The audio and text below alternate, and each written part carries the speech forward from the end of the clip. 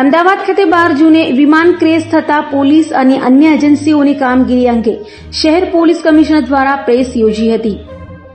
12 જૂનના રોજ અમદાવાદના મેઘાણીનગર ખાતે બપોરે 1:40 વિમાન ક્રેશ થયું અને તે દરમિયાન 1:42 પોલીસના કંટ્રોલ વિભાગને જાણ થઈ અને 1:44 કમિશનરને જાણ થતાં તેઓ પણ આશરે 1:45 આસપાસ ઘટના સ્થળે પહોંચી ગયા હતા।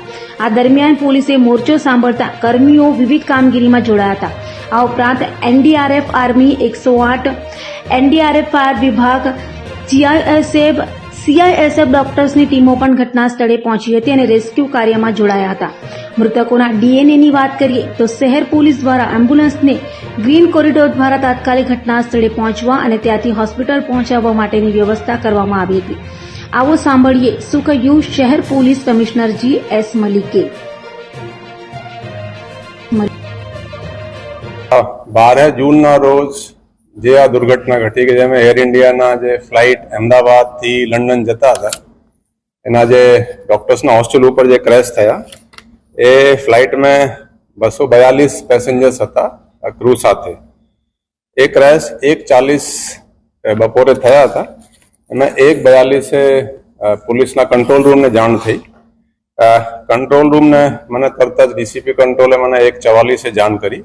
मैं तरत ज ऊपर माननीय गृह मंत्री श्री डीजीपी साहब और एसीएस होम साहब को मैंने तुरंत मैं एमने जाण करी અને હું પણ તરત જ ક્રેશની સાઇટ ઉપર જવા માટે નીકળી ગયા અને હું લગભગ 1:55 2 આસપાસ હું ત્યાં પહોંચી ગયા। હું જ્યારે પહોંચ્યો ત્યારે ઓલરેડી ડીસીપી ક્રાઇમ અને ડીસીપી ઝોન 4 અને બીજા ઇન્સ્પેક્ટરો વગેરે ત્યાં હાજર હતા અને પોલીસ ત્યાં પહોંચી ગઈ હતી અને ત્યાં કામમાં લાગી ગઈ હતી।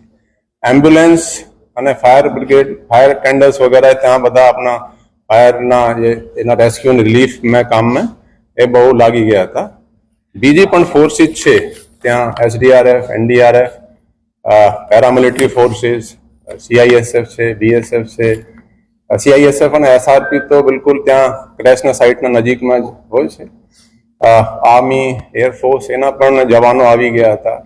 ટૂંકમાં આ છે કે પેરામિલિટરી ફોર્સિસ અને આર્મ ફોર્સિસના જવાનો રેસ્ક્યુ રિલીફ માટે આવી ગયા હતા અને આપણી પોલીસ अपने સાથે થોડા ટાઈમમાં ડીજીપી સાહેબ અને એસીએસ હોમ સાહેબ અને અન્ય અધિકારીઓ પણ સ્થળ ઉપર આવી ગયા હતા। સૌથી પહેલા જે ચેલેન્જ હતા કે જે એમ્બ્યુલન્સ અને ફાયર ટેન્ડર્સ જે આવે છે અમદાવાદમાં કુલ 19 ફાયર સ્ટેશન્સ છે એના માટે ગ્રીન કોરિડોર રાખવાના એમ્બ્યુલન્સ માટે ગ્રીન કોરિડોર રાખવાના ટ્રાફિકના અરેન્જમેન્ટ કરવાના અને જે ફસાયેલા છે એને રેસ્ક્યુ કરવાના। એમાં આપણી પોલીસની ટીમે ખાસા મદદ કરી રેસ્ક્યુ અને રિલીફમાં। તમે જોઈ શકો ઘણા પોલીસના જવાનો અને અધિકારીઓ મદદ કરી રહ્યા છે। જે પહેલા જે એ સર્વાઈવર જે નીકળ્યા છે ત્યાં પ્લેનમાંથી એની સાથે એક પોલીસના મેઘાણીનગરના મયુરભાઈ કરીને છે કોન્સ્ટેબલ એ સાથે હતા ને એમ્બ્યુલન્સના એ સ્ટાફ પણ ત્યાં જોવા મળે છે। પોલીસની રેસ્પોન્સ ખૂબ જ સારી રહી। આપણા આજે કામમાં છે મેં એક ત્યાંની ટીમ બનાવી ત્યાં બંદોબસ્ત સાઇટ ઉપરની ટીમ પછી હોસ્પિટલમાં લગભગ 1000 પોલીસના માણસો મોકલ્યા। ત્યાં એક જોઈન્ટ કમિશનર ક્રાઇમના હસ્તક બધા બંદોબસ્તની જવાબદારી બોડીઓને સોંપવાની ઇન્વેસ્ટિગેશન માટે એડિશનલ કમિશનર સેક્ટર 2ના હસ્તક આખી ટીમો બનાવી અને એ તરત જ આપણા ઇન્વેસ્ટિગેશનના કામમાં પણ લાગી ગયા હતા। તમે જુઓ તો અમે ઇન્વેસ્ટિગેશનમાં પહેલા આપણે તરત સ્ટેશન ડાયરીની એન્ટ્રી કરવાની એડી દાખલ કરવાની પછી પોલીસનો ઇન્ક્વેસ્ટનું કામ હોય છે ઇન્ક્વેસ્ટ ભરવાનું ઇન્ક્વેસ્ટ ભર્યા પછી ડોક્ટરોને કામ શરૂ થાય છે એને પોસ્ટમોર્ટમ કરવાનું ડીએનએનો સેમ્પલ લેવાનું। તો આવી સિચ્યુએશનમાં જો ડિટેલ પોસ્ટમોર્ટમ થાય તો એમાં ખાસા ટાઈમ લાગે એટલે પોલીસ કમિશનરને એવી સત્તા છે ડિઝાસ્ટર મેનેજમેન્ટ એક્ટ હેઠળની ગાઈડલાઇન્સમાં કે ડિટેલ પોસ્ટમોર્ટમ જે હોય ને કે બોડીમાં અંદર એનો કિડની કેવા છે લીવર કેવા છે આ બધું લખવાની જરૂર નથી। એ એક પાર્શલ ઓટોપ્સી એ ઓર્ડર કરી શકે એ મેં તરત જ ત્યાં ઓર્ડર કર્યા અને એના પછી સેમ્પલ લઈને ત્યાં પોલીસ સાથે એફએસએલ લેબમાં પહોંચાડવાની કાર્યવાહી કરી। તો આ જે ક્રેશ છે એ 1:40 બપોરે થયા હતા અને જે આ બધી પ્રોસેસ થઈને પોલીસ સેમ્પલ લઈને ગાંધીનગર એફએસએલ में રાતના એ 12 તારીખના જ રાતમાં 00:19 hours મતલબ 11 કલાકની ઓછા સમયમાં આપણે ત્યાં સેમ્પલ લઈને ત્યાં પહોંચાડી દીધા. એટલી ફાસ્ટ કામ હતું. પછી જે રિલેટિવ્સ આવ્યા, હવે 140 ક્રેશ થયા છે અને રિલેટિવ્સના સેમ્પલ પણ આપણે તરત જ લેવા માટેની એક અલગ ટીમો બનાવી. લગભગ 200 પોલીસ અને એમાં 10 ઇન્સ્પેક્ટરના હસ્તક 200 પોલીસ રાઇટરો હોય છે જે આ બધા કામમાં લાગ્યા. એ 8:30 એ ત્યાં એના જે સેમ્પલ છે ડીએનએના રિલેટિવ્સના 51 રિલેટિવ્સના સેમ્પલ ત્યાં પહોંચાડી દીધા. હવે જુઓ કે લેસ દેન 7 hours. અને ડીએનએની પ્રોસેસ પણ બહુ ફાસ્ટ થઈ છે.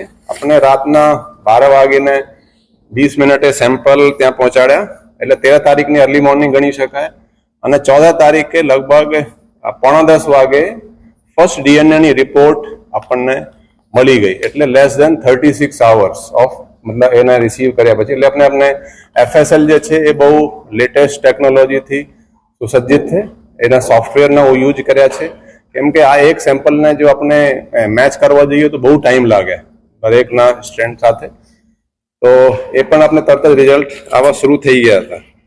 તો ટૂંકમાં આ કહી શકાય કે આ એક હિસ્ટોરિક કામ પોલીસે જ નહીં, તમે એમ્બ્યુલન્સના કામ જુઓ, ફાયર ફાઇટર્સ જે છે, આપના બીજા પેરામિલિટરી ફોર્સિસ છે, હોસ્પિટલમાં જુઓ ડોક્ટર્સે પણ કેટલા કમિટેડ તરીકેથી કામ કર્યા છે.